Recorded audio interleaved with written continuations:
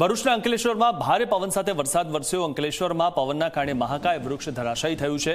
જૂના બોરભાટા અને દીવા ગામમાં વૃક્ષ ધરાશાયી થયું। જલારામ મંદિર પાસે મહાકાય વૃક્ષ ધરાશાયી થયું છે તો વૃક્ષ પડતા સદનસીબે મોટી જાનહાનિ ટળી છે। તો વાવાઝોડા સાથે આવેલા વરસાદના કારણે આ પ્રકારના દ્રશ્યો સર્જાયા અને મહાકાય વૃક્ષ રસ્તા પર ધરાશાયી થયું હતું। ભરૂચના અંકલેશ્વરમાં ભારે પવન સાથે વરસાદ વરસ્યો હતો। અંકલેશ્વરમાં પવનના કારણે મહાકાય વૃક્ષ ધરાશાયી થયું હતું। રસ્તા પર આ વૃક્ષ પડ્યું હતું। જૂના બોરભાટા પાસે આ ઘટના ઘટી। આ વિશે વધુ માહિતી મેળવી અમારા સંવાદદાતા વાસુ પાસેથી। વાસુ, જે રીતે ભારે પવન સાથે વરસાદ વરસ્યો અને જે વૃક્ષ ધરાશાયી થયું છે, મહાકાય વૃક્ષ ધરાશાયી થયું છે, ઘણી બધી જગ્યાએ નુકસાન થયું છે, શું હતું માહિતી?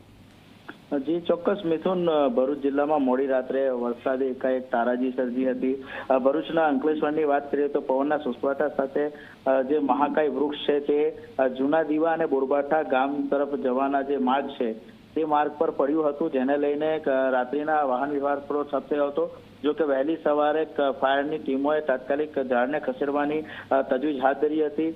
આમાં કોઈ સદનસીબે કોઈ જાનહાનિ થઈ ન હતી। તો બીજી તરફ હાસોટ પંથકમાં રાત્રિમાં વરસેલ વરસાદે ખેડૂતોની મહેનત પર પાણી ફેરવ્યું હતું।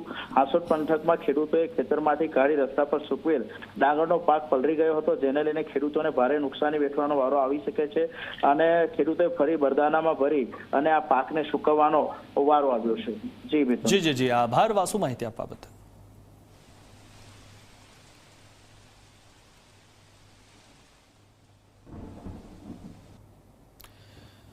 તો નુકસાની જે જોવા મળી છે, ગઈકાલે જે વરસાદ આવ્યો તેના કારણે આ નુકસાનીના દ્રશ્યો આપની સામે ટીવી સ્ક્રીન પર છે। તો ભારે પવનથી જે રીતે નુકસાન થયું, ડાંગમાં સાપુતારામાં જે નુકસાન થયું હતું અને ત્યાં ઘણા બધા જે શેડ છે તે ઉડી ગયા હતા, તો વાવ થરાદમાં પણ નુકસાન થયેલું જોવા મળી રહ્યું છે અને ત્યાં જે પાક છે તે પલળી ગયેલો જોવા મળી રહ્યો છે।